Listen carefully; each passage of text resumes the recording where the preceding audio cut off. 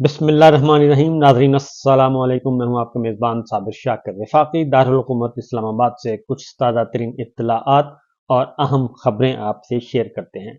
आने वाले दिनों में, आने वाले चंद हफ्तों में बड़ी लड़ाई आपको देखने को मिलेगी, बड़ा युद्ध देखने को मिलेगा। और ये ड्राइंग रूम्स के अंदर तो सिलसिला शुरू हो चुका है और अभी मंजर आम पे नहीं आया। इसको आप आने वाले दिनों में स्मेल कर सकेंगे, महसूस कर सकेंगे, लेकिन ये खुलम खुला आपको नजर नहीं आएगी। और उसके कुछ बाज़गश्त जो है वो जो जिम्मेदार लोग हैं और जो जानकारी करने वाले लोग हैं उन तक पहुंच चुकी है। और ये बाज़गश्त रावलपिंडी में भी सुनाई दे रही है और ये रावलपिंडी के साथ साथ इस्लामाबाद में भी इसकी बाज़गश्त सुनाई दे रही है।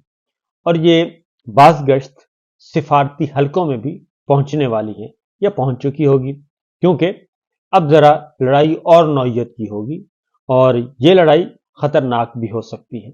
और किसके लिए खतरनाक होगी?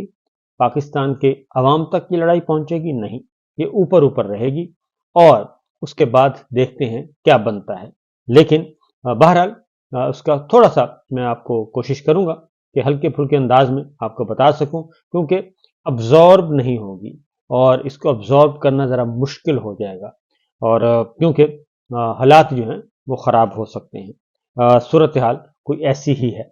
बहरहाल आगे बढ़ते हैं। पहले ज़रा क्योंकि फेडरल गवर्नमेंट कायम करवाई जा चुकी और इलेक्शन चोरी, मैंडेट चोरी के बाद गो के कोर कमांडर्स कॉन्फ्रेंस में इस हद तक कोर कमांडर्स जो हैं वो इस हद तक कामयाब हुए कि उन्होंने इलेक्शन नताइज की ओनरशिप लेने से इनकार कर दिया और उन्होंने कहा कि हमने इसकी ओनरशिप नहीं लेनी।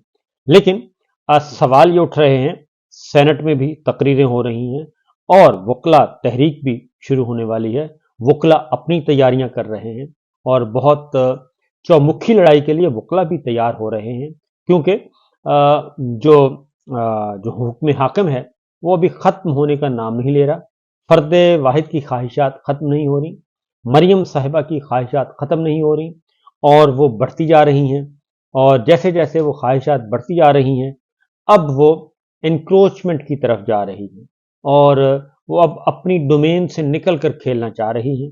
और जब अपनी डोमेन से निकलेंगी और ये हिद्दत और शिद्दत अगले घर तक पहुंचेगी तो उसके बाद फिर मामला खुल जाएगा। और जब खुलेगा तो फिर सारी दुनिया देखेगी कि हुआ क्या है, सोचा क्या था, हुआ क्या है।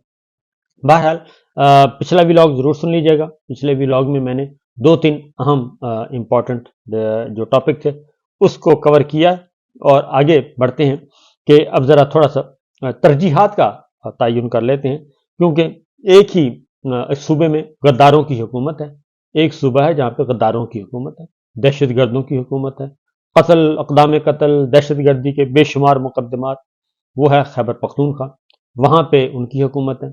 और जिनको ख़त्म करने के लिए तमाम की तमाम ताकत इस्तेमाल की गई, बेपनाह ताकत इस्तेमाल की गई, लेकिन वो ख़त्म नहीं हुए, बल्कि उन्होंने अपनी जान के नजराने पेश किए और जान के नजराने पेश करके आज वो अपने सूबे में हुकूमत बनाने में कामयाब हुए हैं।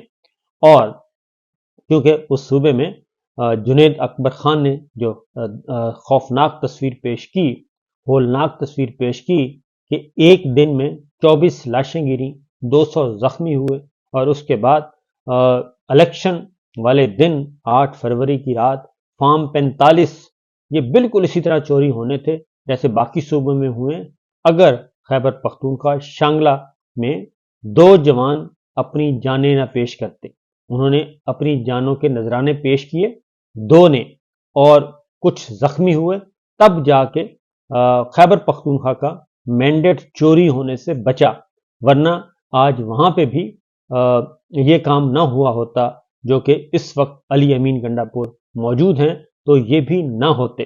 तो अली अमीन गंडापुर, पाकिस्तान तहरीक इंसाफ, तीसरी मरतबा खैबर पख्तूनख्वा और गयूर पठानों ने हुकूमत दी है, पाकिस्तान तहरीक इंसाफ को थर्ड टर्म दी है। और पहले जो मैंडेट था, दूसरी टर्म में उससे ज्यादा मैंडेट, और आखिरी टर्म जो इस वक्त चल रही है इसमें और भी ज्यादा मैंडेट दिया है। सिचुएशन यह है کہ ایک طرف آپ دیکھ رہے ہیں کہ ایکٹنگ چل رہی ہے، آپ کمپیئر کر لیں صوبہ پنجاب کو، کیونکہ وہاں پہ مینڈیٹ چوری والی فارم 47 والی حکومت ہے، اور وہاں پہ اداکاری ہی ختم نہیں ہو رہی، وہاں پہ ٹک ٹاک ہی ختم نہیں ہو رہا، وہاں پہ ڈرامے بازیاں ختم نہیں ہو رہی، اور شوٹنگ پہ شوٹنگ ہو رہی ہے، ایسے ہی لگ رہا ہے جیسے کسی فلم کی شوٹنگ ہو رہی ہے۔ اور وہ کہتے ہیں کہ جو وہ پنجابی میں کہتے ہیں چوڑیاں گھر چھنا تے سارا ٹبر انا، تو میرا خیال ہے وہ سارا ٹبر جو ہے وہ انا ہوا ہے، نابینا ہو گیا، پاگل ہو گیا، اور ان کو کچھ سجھائی نہیں دے رہا، کہ شاید ان کو یقین نہیں تھا کہ ان کو ایسا حکومت مل جائے گی۔ تو بہرحال ادھر اداکاری ہی ختم نہیں ہو رہی، کبھی سکول میں جا کے ڈرامے بازی کی جاتی ہے، کبھی کسی غریب آدمی کا مذاق اڑایا جاتا ہے، تھیلوں پہ جناب وہ آ جاتے ہیں، تھیلوں پہ تصویریں آ گئی ہیں، اور تھیلوں کے اندر سے کیا برآمد ہو رہا ہے؟ تھیلوں کے اندر سے مبلغ جو ہے 4,500 کا راشن برآمد ہو رہا ہے، مبلغ 4,500 کا راشن، اور تصویری نمائش بہت زیادہ ہو رہی ہے۔ اب ذرا کمپیئر کرتے ہیں ان کو خیبر پختونخوا میں۔ خیبر پختونخوا میں کیا ہو رہا ہے؟ انہوں نے 11 اضلاع میں جہاں پہ جن کو دہشت گرد کہا جاتا ہے، اور جن کو کہا جاتا ہے کہ یہ اس قابل ہی نہیں ہے، میاں نواز شریف صاحب نے کہا تھا، تو 11 اضلاع میں پناہ گاہیں جو ہیں وہ فوری طور پہ قائم کر دی گئی ہیں، 2 کروڑ روپے کے زائد سے فنڈز بھی منظور ہو گئے ہیں، اور پناہ گاہیں پشاور، چارسدہ، سوات اور مردان میں قائم کی جائیں گی۔ اب میں آپ کو یہ بتاؤں کہ یہ پناہ گاہوں کا پہلے ایبٹ آباد، مردان، جنوبی وزستان، سوابی میں ہوں گی، اور پشاور، کوہاٹ، پنو، ڈی آئی خان، راول لنڈی کوتل میں، اور اسی طریقے سے شہری اور افطاری کا فوڈ پیکج پناہ گاہوں میں دیا جائے گا، اور پناہ گاہوں کے لیے 2,70,00,000 روپے کا فنڈ منظور کیا گیا ہے، اور محکمہ سماجی بہبود نے پناہ گاہوں کے قیام کا نوٹیفیکیشن بھی جاری کر دیا۔ اب یہ پناہ گاہیں، لنگر خانے، اس کا مذاق اڑایا جاتا تھا۔ اب میں آپ کو بتاتا ہوں کہ کتنا فائدہ کتنا ہے، یہ غریب آدمی کے لیے یہ پناہ گاہ اور لنگر خانہ کتنا امپورٹنٹ ہے، جہاں پہ 2 ٹائم کا کھانا ملے گا اور رات سونے کو جگہ ملے گی۔ تو یہ جو مزدور لوگ ہیں وہ بیچارے ان کے لیے یہ جنت سے کم نہیں ہے، کیونکہ مزدور کی مزدوری کتنی ہوتی ہے؟ فار ایگزامپل اگر وہ 600 روپے کماتا ہے ایک دن میں، 600 روپے کماتا ہے، تو اگر اس کو رہائش نہ ملے، اس کو رہائش میں کم از کم 200 روپے جو ہے، 100 روپے آپ زیادہ نہ لگیں، 100 روپے جی وہ ڈیلی کا اس کا خرچہ ہوگا، جس گھر میں وہ مشترکہ طور پہ کوئی کمرہ کرایہ پہ لیتے ہیں 100 روپیہ، اور اس کے بعد 2 ٹائم کا کھانا ہے تو 200 وہ لگا دیں، 300 روپے تو یہ ہو گیا، کم از کم یہ 300 روپے ہو گیا، اور اس کے بعد بجلی کے بل، یوٹیلیٹی بل، یہ سارے الگ ہوں گے۔ تو 600 روپے کماتا ہے، اور 600 روپے میں سے اگر اس کے روزانہ 300 روپے لگ جائیں تو باقی بچا اس کو 300، تو 300 روپے جو ہے وہ کیا خود کا کھائے گا، کیا وہ اپنے بچوں کو بھیجے گا؟ تو اس طرح سے اس کو کم از کم یہ ایک منیمم میں بتا رہا ہوں 10,000 روپے مہینے کی بچت ہے اس لنگر خانے اور پناہ گاہ جس کا مذاق اڑایا جاتا تھا، یا مذاق اڑایا جاتا ہے کہ قوم کو کس طرف لگا لیا۔ تو یہ فوری ریلیف ہے جو کہ قائم کیا جا رہا ہے، اور اس سے کتنے مزدوروں کو، کتنے خاندانوں کو فائدہ پہنچے گا، اور یہ وہی تصور کر سکتا ہے جس کی زندگی جو ہے وہ فٹ پاتھوں پہ گزرتی ہے۔ تو بہرحال یہ ایک سلسلہ شروع کر دیا۔ اس کے بعد علی امین گنڈا پور نے کیا کیا، جس پہ دہشت گردی کے مقدمات ہیں، قتل، اقدام قتل، 9 مئی، غدار، اور ریاست سے باغی، پتہ نہیں کیا کیا۔ وہ ایک کام انہوں نے اور کیا ہے، وہ یہ کیا ہے کہ جو سابقہ وزراء اعلیٰ ہیں ان کی ساری مراعات، پروٹوکول، ہر چیز، سیکورٹی سب ختم کر دی، اور انہوں نے کہا جی اگر کسی کو سیکورٹی چاہیے تو اپنے خرچے پہ رکھے، اپنے خرچے پہ گارڈ رکھے، اپنے خرچے پہ گاڑیاں رکھے، اور یہ عوام کے پیسوں سے یہ نہیں ہو سکتا کہ آپ سابق وزیر اعلیٰ ہیں تو آپ کو جناب سرکار جو ہے وہ آپ کو، پاکستان کے عوام ان کو مسترد بھی کر چکے ہوں، آپ وزیر اعلیٰ بھی نہ ہوں، اور اس کے بعد آپ ساری عمر وہ مراعات لیں۔ لہٰذا انہوں نے ایک کام یہ کیا ہے کہ سابق وزراء اعلیٰ کو فارغ کر دیا ہے، اور انہوں نے کہا جی کہ آپ اپنے خرچے پہ جو مرضی کریں، کم از کم حکومت کے خرچے پہ یہ نہ کریں۔ تو میرا خیال ہے کہ اسی سے بھی کافی بچت ہوگی، اور یہی پیسہ جو ہے وہ غریبوں کو بھی جائے گا اور ان کو بھی جائے گا۔ اس کے بعد انہوں نے ایک اور کام کیا ہے، 10 लाख ख़ानदानों में जो है वो 10-10 हज़ार रुपया रमज़ान पैकेज अनाउंस कर दिया है। वो भी मिल जाएगा रमज़ान में ही 10,000 फी ख़ानदान, 10 लाख ख़ानदानों को ये मिल गया मुआवजा।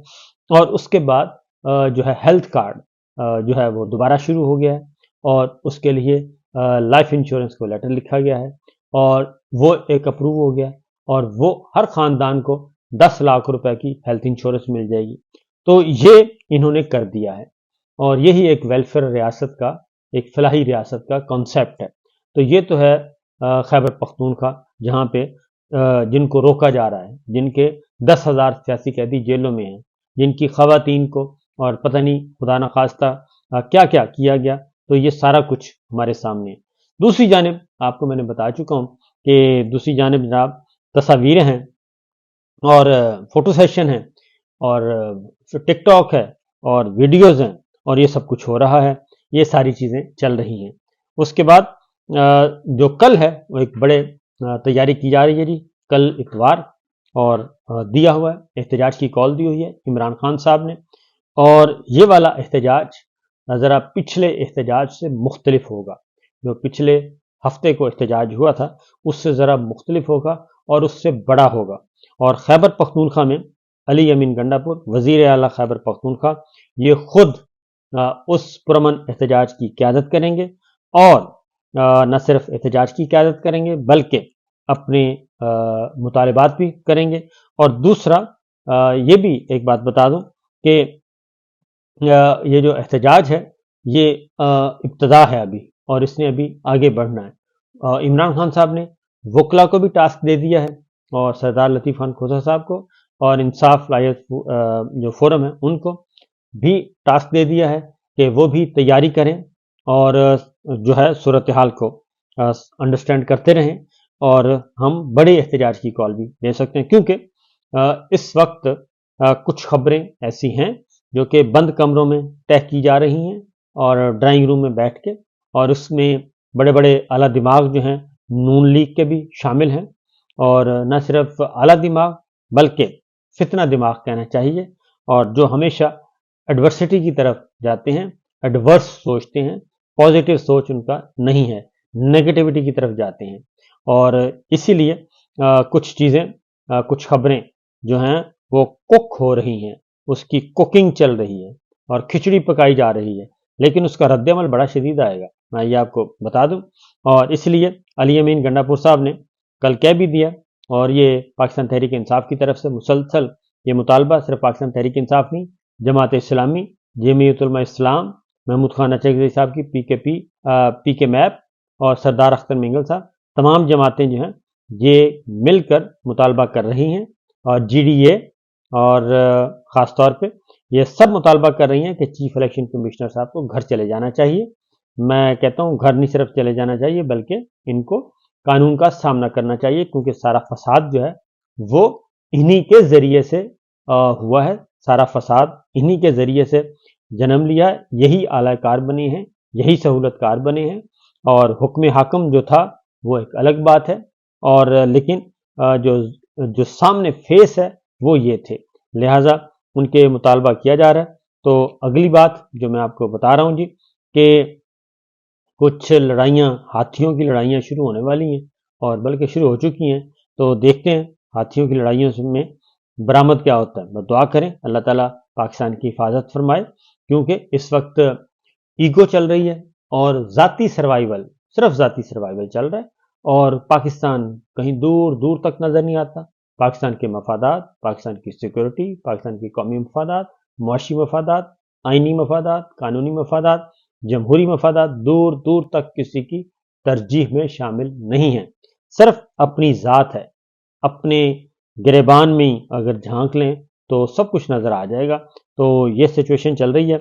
बहरहाल देखते हैं जी क्या होता है। अल्लाह ताला से दुआ करनी चाहिए कि अल्लाह ताला पाकिस्तान की मदद फरमाए। तो लेकिन एट द एंड जी मैं पुरुमीद हूँ कि पाकिस्तान और पाकिस्तान के अवाम की ही जीत होगी। ये सारे का सारा जो फेक निज़ाम है, ये सारे का सारा फेक ढांचा जो है, ये ज़मीन बोस होगा। इजाज़त दीजिए, अल्लाह हाफिज़।